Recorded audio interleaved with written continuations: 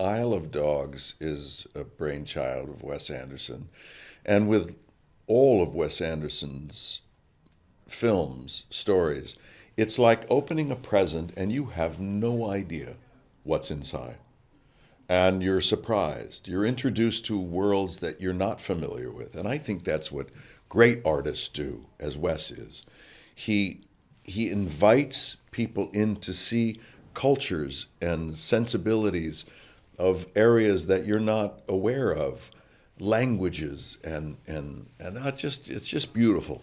And this is no different. Isle of Dogs has themes that are addressing sociopolitical conditions that we are facing, not just in our particular country, but everywhere in the world. And audiences will glean those ideals from a variety of different places. Basically, though, it's about love. It's about placement. It's about identity.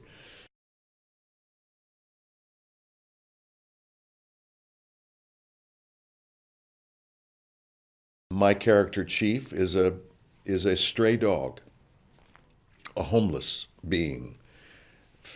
Some resentment and anger and uncertainty and anxiety.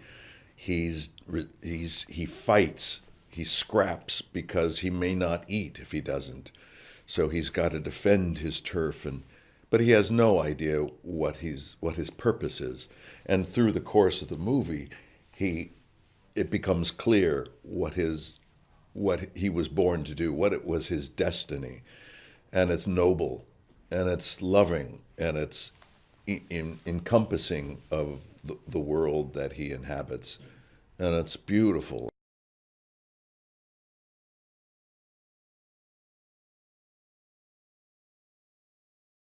The frame of mind, really, though, not to contradict you, is just to allow yourself to feel those traits, those idiosyncrasies of that character.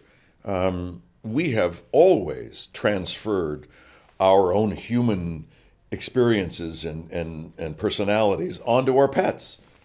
So this was no different. So I didn't look at him, oh, what would a dog be thinking? No, a dog is capable of love and anger and fear and all those things that humans can feel. So just bring those human traits to the surface, and then whatever note that you're bringing, the other actors are bringing other notes, and then it's up to Wes Anderson to be the conductor of this orchestra and to be able to play it a little more of that, a little less of that. Now we need that, and be that person to bring all those notes into create a symphony.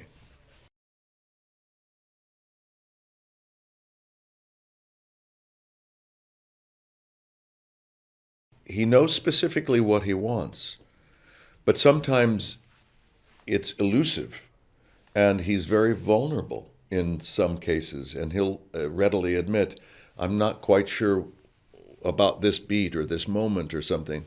And that is a wonderful trait in a human being because he's offering up his own uncertainty at any given point, to which actors embrace that kind of vulnerability, and we want to support him. And the only reason that actors come back and back and back to work with him is because of that nature. He's not dictatorial, but he's not a doormat either. He knows where he wants to go, but sometimes the route is circuitous and you don't actually know which door to open to get to it. And so you use that collaborative sensibility to be able to help each other get to his vision.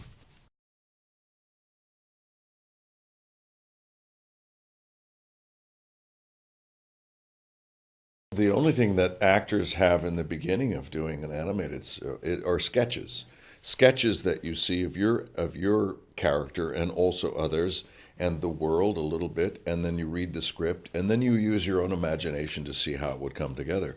And even still, as imaginative as you can be, the world of Wes Anderson is another level. It deep and up, and it opens up, and you go, "Wow! I couldn't have imagined this with the the cumulative factor of the vision and the sound and the music and the language and the culture, and it's like a bouquet of flowers that you receive, and it's magnificent.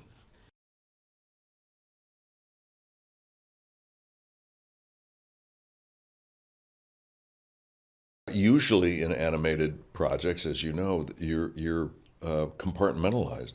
Um, in the previous animated projects that I've done, I've always been on my own. And so you just heavily rely on the director to be able to say, I need you to if be a little angrier in this note because the response is, "Hey, take it easy," you know. So, so you give over to that. In this case, about 2.5 years ago, we were able to get together in New York with Wes, and in the same booth was Bob Balaban, Edward Norton, and Bill Murray and myself. So that's four of the five members of this pack. Jeff Goldblum, who is very antisocial, would not be a part of this group. I'm busting his chops. He just wasn't available. He was doing a movie. And so he wasn't available to do it. He had to record it separately. But it's beautiful to be able to see how they're playing it and where does my character fit in. And once again, it's up to Wes to cast it properly so that he has the clarity and distinction of the characters in his mind and be able to direct it accordingly.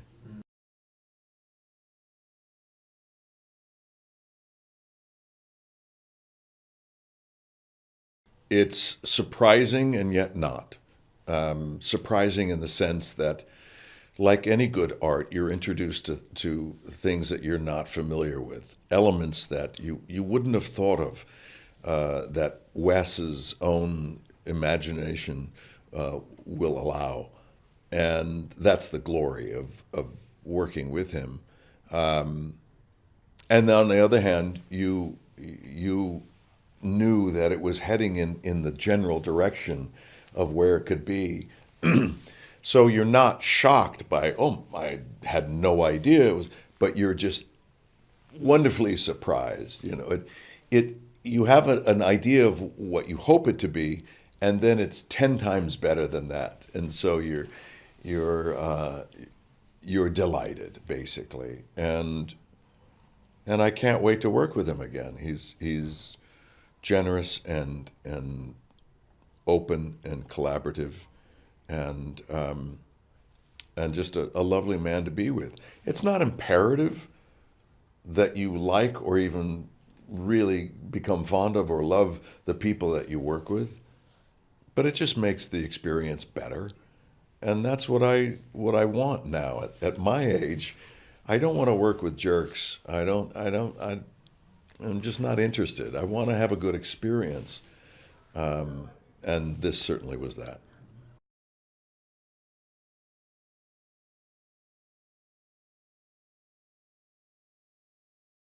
Well, Isle of Dogs is about identity, searching for one's identity, asking yourself, where do I belong? What is my destiny in this world? I think a lot of people are looking for that.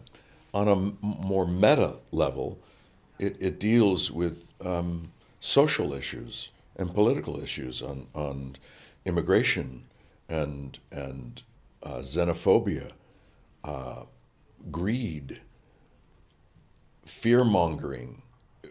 Are we being manipulated into, as a group, into believing certain things are true when they're not necessarily true?